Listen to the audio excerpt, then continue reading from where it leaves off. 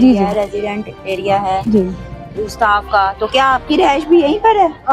जी नहीं, मैं इस फोरम से बल्कि अपील भी करना चाहूँगी डीसी फैसलाबाद से, एसी फैसलाबाद से जो इस तहसील के हैं, कि ये रिहाइश चूँकि इससे पहले कुछ साबिक हमारे डायरेक्टर एडिशनल डायरेक्टर होते थे, उनकी डेथ हो गई, उनकी फैमिली यहाँ रिहाइश पजीर है, तो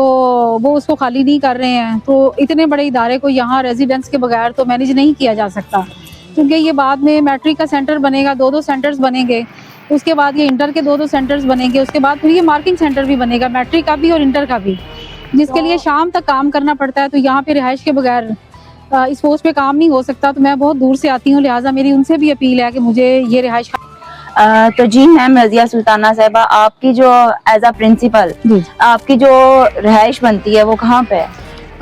ये रिहाइश जो है ये प्रिंसिपल हाउस है,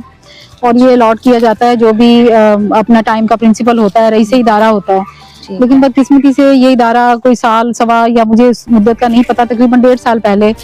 कुछ गैर मुतलका लोगों को, जिनका महकमा तालीम से ताल्लुक तो था लेकिन स्कूल से हरगिज ताल्लुक नहीं था, क्योंकि ये डेजिग्नेटेड पोस्ट होती हैं, तो इसमें रईस इदारा नहीं इसमें रहना होता है। और रहना इसलिए होता है कि यहाँ शाम को भी क्लासेस हो रही होती हैं, पेपर्स हो रहे हैं, एग्जामिनेशन सेंटर्स बन रहे हैं, मार्किंग सेंटर बन रहे हैं, तो तकरीबन काम करते करते शाम और रात हो जाती है, तो यहाँ रहे बगैर ये ड्यूटीज अदा नहीं हो सकती। तो ये मेरी मोहतरमा मरियम नवाज साहिबा से अपील है, और डीसी फैसलाबाद से अपील है, कमिश्नर फैसलाबाद से मेरी अपील है, और उसके साथ जो एसी फैसलाबाद हैं जिनके एरिया में ये आता है इलाका, उनसे मेरी अपील है कि मैं एज ए प्रिंसिपल, मुझे बहुत मुश्किलात का सामना है, और